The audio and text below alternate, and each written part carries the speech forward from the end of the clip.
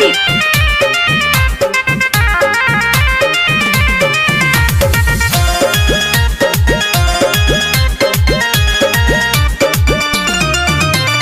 केकरा से बात करे छो सारी सारी रतिया, केकरा से बात करे छो सारी सारी रतिया। तो कौन छोड़ी हो देवर जी मार लेल कौमतिया, तो कौन छोड़ी हो देवर जी मार लेल कौमतिया। बोहलाई में सरहम लागई दिला बह के बतिया, बोहलाई में सरहम लागई दिला बह के बतिया। का तोरे बहिनिया हे भौजी माई डालेला कामतिया, का तोरे बहिनिया हे भौजी माई डालेला कामतिया। झूठ मत बोलो।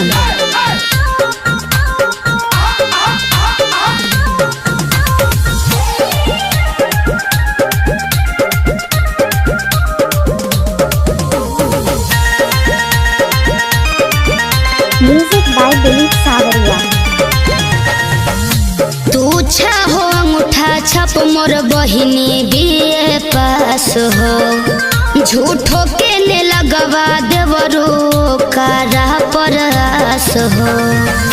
तोरे बहिन में भौजी बसल छापरान है, सहदिया कराई दे नहीं ते दे देबा हम जान है। रही रही याद आबै बोलला वो करबतिया, रही रही याद आबै मिठियो करबतिया।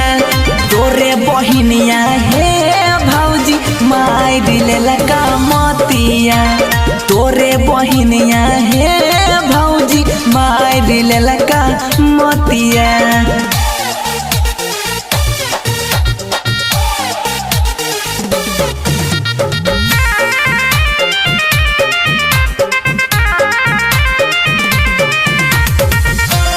सावरिया रिकॉर्डिंग स्टूडियो हाजीपुर।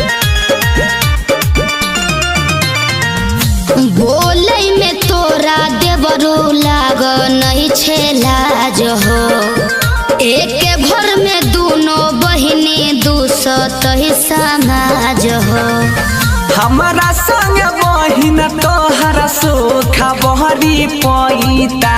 अच्छा खाना वो बनैता है भौजी गोरा वो तोरा दाबैता।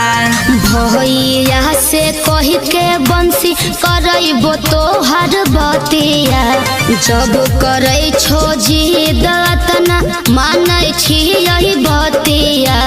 खुश रहे देवर जी भैया से कहरब बतिया, अरे खुश रह देवर जी भैया से कहरब बतिया।